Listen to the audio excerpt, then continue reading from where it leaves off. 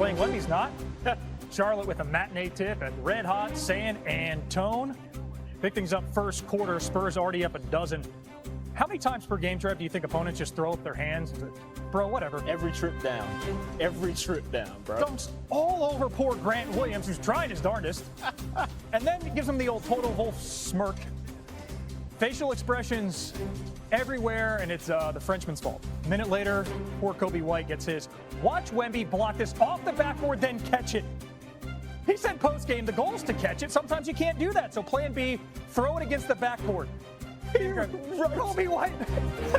What are you supposed to do? Disrespected. 4 blocks for Wemby. Spurs up 13. Third quarter, Spurs and Wemby still playing buzzkill. The both halves of French vanilla there on the lob.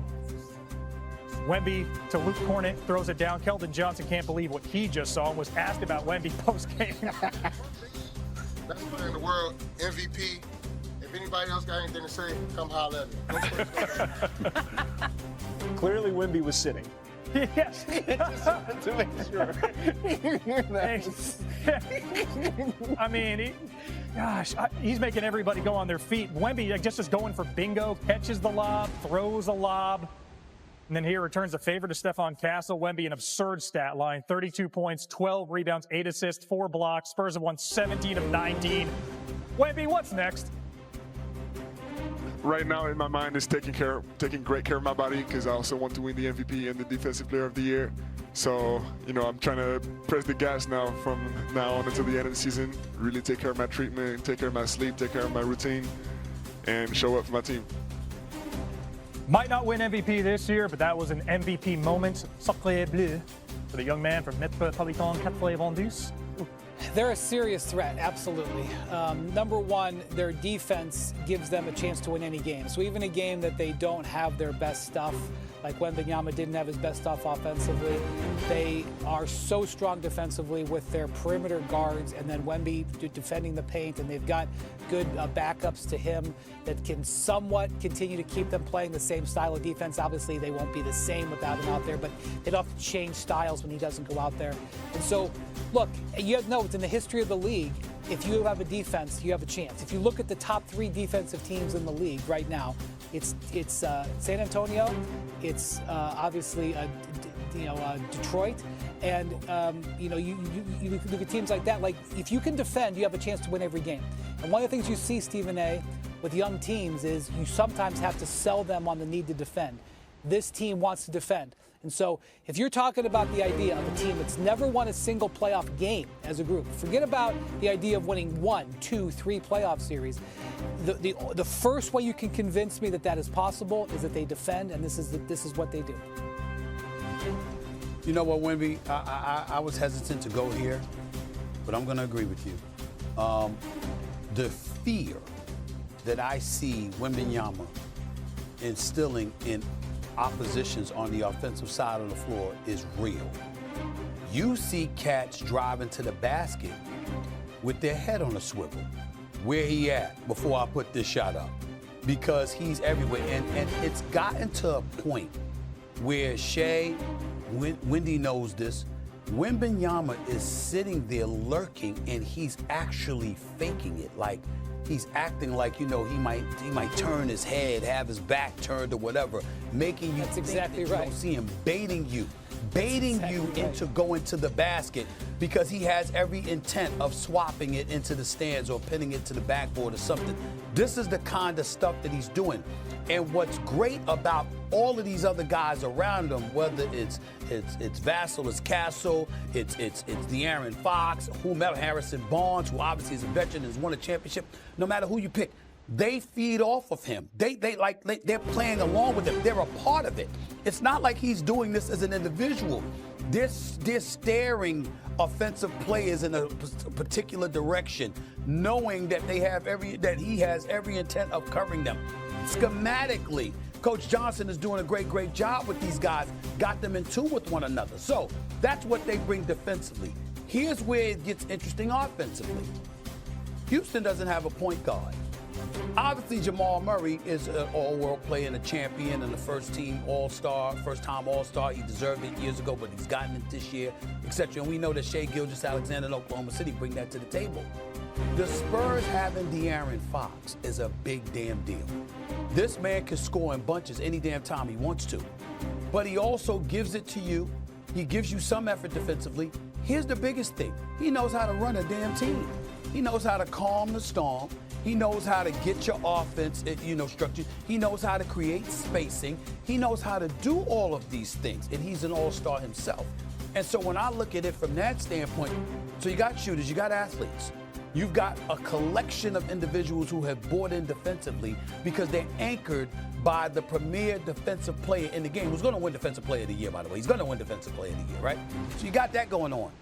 And then you have floor generalship to go along with everything. That's why we got Houston. You got them ahead of somebody like Houston. It's why we got them ahead against somebody like LA. It's why we've got them ahead of somebody like the Clippers. It's not just because of their record. It's because of the pieces that you need in order to win. They have it.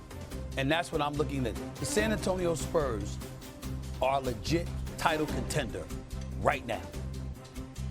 So, Shay, I would say is that my instincts are to not believe in a team that has never done it before. Because I've been around too long. Stephen A has been around too long. We see these teams that are good regular season teams, and then they get under the bright lights, and it's like, whoa. The difference between winning a first-round playoff series and a conference finals series is vast. Forget about anything beyond that. And it just takes some time, even as good as teams look in the regular season. Here's the thing. The last time we saw a team that had no playoff experience and all of a sudden shot their way to the finals was the Magic in the 90s. And the reason that happened, because they had Shaq. They had a once-in-a-generation, one of the craziest athletes. We've never seen a player like Shaq ever before. And he overcame all conventional rules. I don't know, obviously, but Wemby could be that type of player. Wemby could be such a defining player with his physical attributes combined with his skill set that he can overcome and break all the rules. And so that is why I have to look at them a little differently, Stephen A. Here's what I would say to you. What we've seen from Wemby, we have only two questions about him. His girth, will he ever develop something? Because he's too skinny. And obviously, because of that, his durability. That's it. Because as dominant as Shaq was, Shaq couldn't shoot like him. Shaq was dominant inside. Shaq couldn't step away from the basket and shoot threes. Shaq couldn't score on pull-up jump shots. Shaq couldn't bring the ball up the court with regularity, like a guard. Shaq couldn't go to the free throw line and shoot. What is Wemby shooting from the free throw line right now? I think it's like it's in the 80s, like 81%. Shaq is a career 52% shooter from the free throw line. So think about that for a second. The only thing to question about Wembanyama is his girth. Will he ever develop enough of it? And as a result, his durability, because as the season wanes, as they put bodies on him, as they because they're going to have to get more physical with him, because there's nothing else you can do with him. He's 7'5". Ladies and gentlemen, put it in perspective. He's 4 inches taller than Shaquille O'Neal. I'm going to repeat that. He might be more than 4 inches taller. He might be more. Maybe it could be 5. It could be 5. 5 or 6. Let's say 5. Let's say 5 to round. He's 5 inches taller than Shaquille O'Neal, who is 7'1". I mean, damn. It's like he doesn't have the girth, the power that Shaq has. But he's still dominant because of his all-around skill set. To that point, Stephen A., let me just say. Defensively, they're just going to be elite. To that point, I covered Shaq for a year in Cleveland. Obviously, I've been around him. I never fail to be stunned at his size. Even when I was seeing him every day, I never failed to be stunned at his size. And spending time with Victor,